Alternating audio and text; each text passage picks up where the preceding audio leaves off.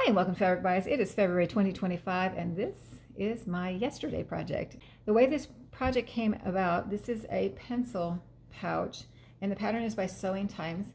And my friend who is doing the fundraiser, she gave me a big bag of fabric, and some of the pieces in there, not these ones, but some of the pieces in there were a lot, they're big, like a yard piece of fabric or more. I actually haven't measured it out. I just looked at it and went, wow, those are big pieces.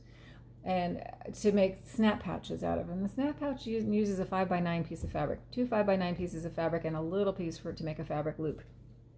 So I was looking at her going, you really want me to cut these up to make snap pouches? I'm like, maybe we could do something else. And you want me to try to figure out something else? And after conversation, she's like, well, how about pencil pouches?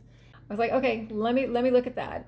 And do that, although those pieces are still too big for pencil pouches because these are small projects as well. But I do have a pattern that I did that is like a pencil pouch that I might use those bigger pieces for, because it does require a bigger piece of fabric. But my first goal was to find a pencil pouch pattern, and so I went out to YouTube, and when I searched YouTube, I found a video from Sewing Times that was 7 different pencil cases, and I'm like, whoop, there we go, that's a good jumping off point. And that was as far as I needed to go, because she had some great patterns on that, and I will link the video down below. I picked 4 of them out to try for this kind of effort here, and this is the first one I decided to mock up. So I wanted to just mock up 1 or 2 of each kind that I picked, probably just 2 this weekend, if I even get that far, so my friend can see and then she can pick it out. So I decided this one first because this is the only one that didn't have a zipper, and I thought, wow, that's different, that's kind of cool, using snaps. So I decided to go with this one. This is after I had mated up these fabrics into either 2 or 3, depending on whether I was making snap pouches or making a pencil pouch. This was what was left over of the fabric, not mated up with anything. So I had 1 blue and 2 pinks. And then I am going to end up with scraps from this that I think I might be able to make one other pattern on. I haven't checked that out yet, but I am definitely think I'm going to be able to use the scraps. So I did make a couple changes on it out of necessity, one in particular.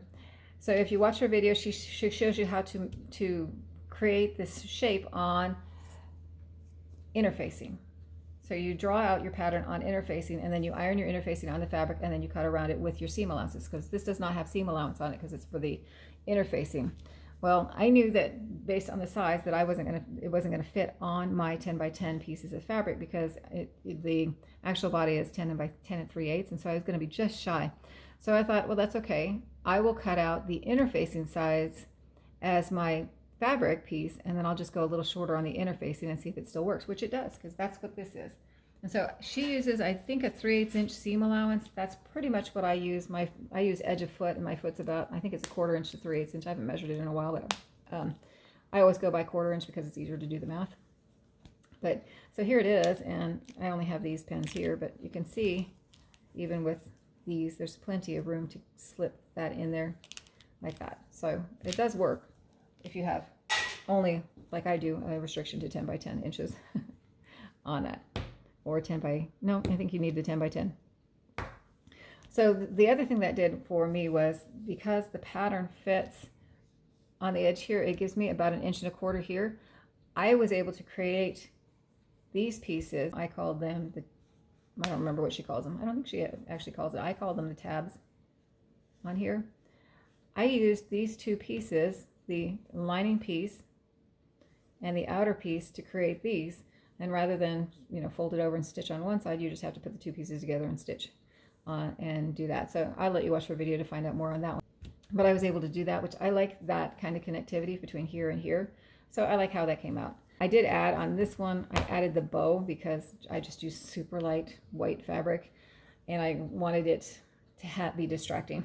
I wanted to put a bow on to distract from the fact that it was so light on that one. And then I was curious to find out whether or not that would actually survive in the wash, and so I threw it in the washer in a lingerie bag and threw it in the washer, and it survived. So I was pretty happy that that actually survived on that. But once I got done, I'm looking at it going, oh, wait, there's no fabric loop. And you know me, I'm kind of crazy about fabric loops. So I had to mock up a second one and add a fabric loop to it. Totally easy thing to do. You can see there's a seam right here.